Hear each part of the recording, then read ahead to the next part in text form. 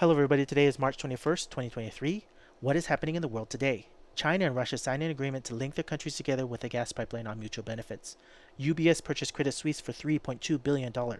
This spells disaster for over $17 billion of loans as they are just wiped off their books. What does it mean for businesses and their loans? Janet Yellen had an emergency meeting on Sunday. Many things were discussed, but from our understanding, they could not promise more than $250,000 FDIC insured to smaller community banks unless they deem it systemic risk. This forces people in smaller businesses to pull their money out and herding everybody into larger tier banks. This is key to setting up central bank digital currencies. Basically the same technology that cryptocurrency uses, except that cryptocurrency is always on a blockchain and digital currency is not on a blockchain. Jerome Powell is going to talk about what is going to happen tomorrow. Inflation is still high. They need to raise interest rates, and they're still at 6% inflation, and the goal is 2%.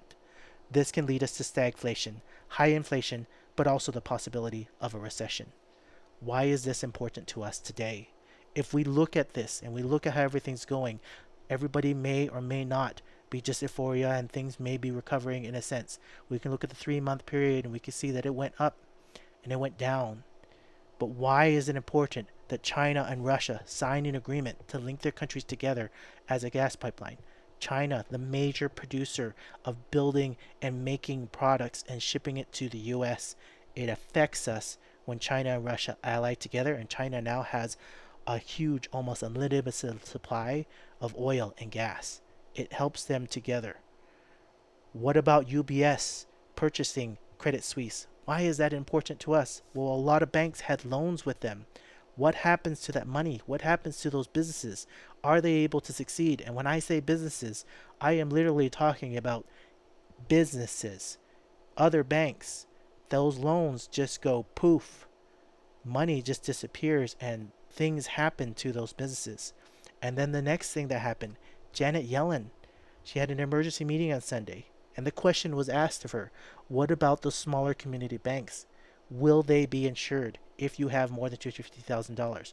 And some people had the comments of saying, well, if you have more than that, but what about small businesses? All those small businesses, and I literally may say small business because if you go into your town, your community, your city, and you have a business that you really like, and they have their money in one of those smaller tier community banks, they are affected if that bank goes under.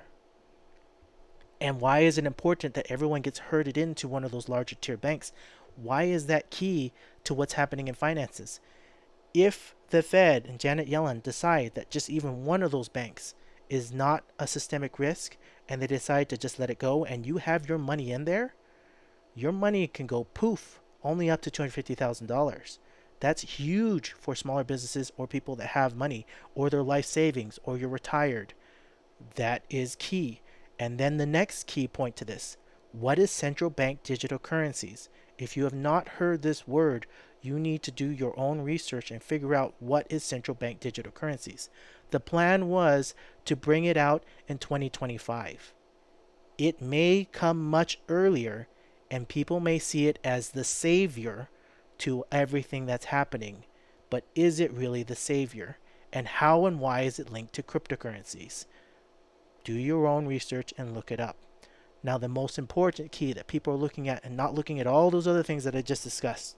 Jerome Powell tomorrow, is he going to raise inflation rates? Is he going to raise interest rates? If he raises interest rates, what happens to other banks? Right? They all link together. You have to know what's going on in the world.